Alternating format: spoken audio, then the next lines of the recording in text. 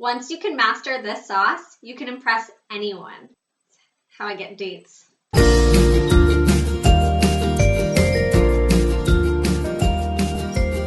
Hi, I'm Danny and welcome back to my kitchen. Now that I've made lentil loaf your #1 favorite food, it's time to take it to the next level. I have a vegan mushroom gravy that is out of this world. You don't even have to put it on lentil loaf. You can put it on anything you eat or anything you don't eat because it's amazing. Here's what you'll need. Chopped mushrooms. I'm using Baby Bella's. You can use whatever you have on hand. 1 diced onion, a couple cloves of chopped garlic, and some diced rosemary and thyme. I'm using fresh. You can use dried, whatever you have on hand. A little bit of flour, soy sauce or tamari if you want to be gluten-free, nutritional yeast, a little bit of black pepper, a tablespoon, a whisk, a wooden spoon, a knife, a cutting board, a skillet. This is a pot of vegetable broth, about 2 cups. The first thing you want to do is get the onions into a hot pan.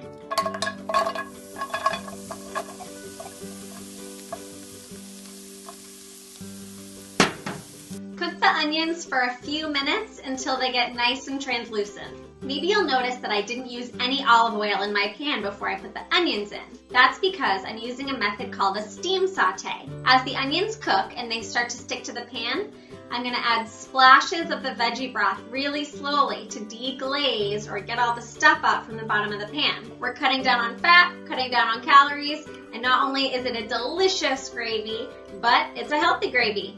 Let's get saucy. No? No. Okay. Our onions are looking good, so it's time to add the garlic.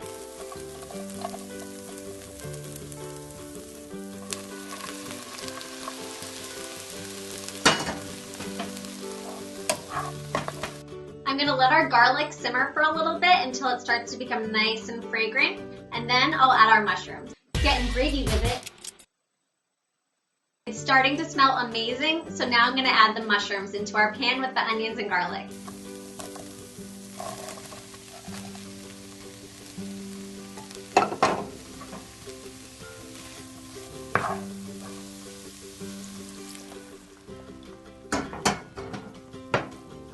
We're going to cook the mushrooms for about 5 minutes until they start to release their juices. Then we'll add the rosemary and thyme. Gravy is such a good sauce to add to your repertoire. Once you can master this sauce, you can impress anyone. How I get dates. All about the gravy. We can see that our mushrooms have started to release a lot of liquid and they're softening up. So now I'm going to add our rosemary and thyme.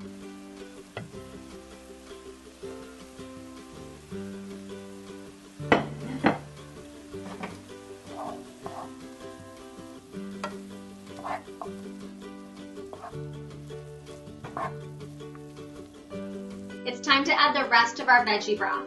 And I know 2 cups sounds like a lot, but it actually ends up cooking down, and we're going to thicken it up later with a roux. Add the 2 cups and don't worry about it.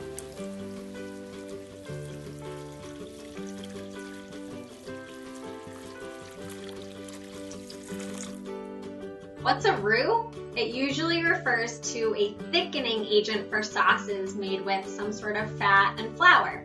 We're still going to use flour, but we're going to use a few unconventional ingredients. I'm using an all-purpose flour. You can use whatever flour you have on hand. I'm going to add 2 tablespoons of nutritional yeast. I use nutritional yeast just like I would use a Parmesan cheese. And it's pretty much just made out of yeast and B vitamins. So it's a great source of vitamin B12 if you're not eating meat.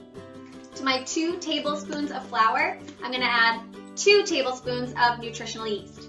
Then I'm going to add an equal amount of soy sauce. And you can also use tamari, which is like a gluten-free version of soy sauce. So I'm going to take my whisk and mix that all together.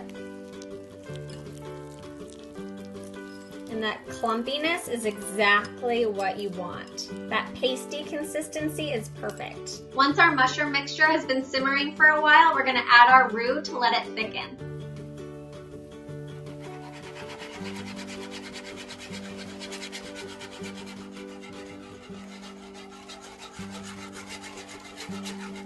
After I've added the roux, I'm going to add a little bit of fresh black pepper. Our gravy has thickened up really nicely, so now it's time for the taste test.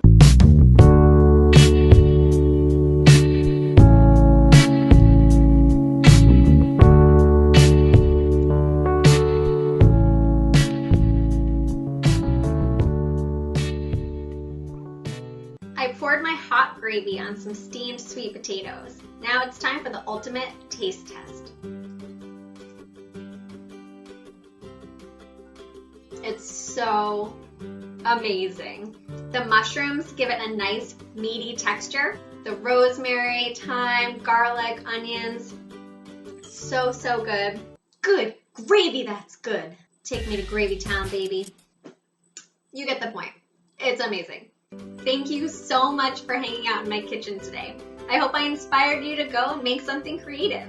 I'm Danny. See you next time.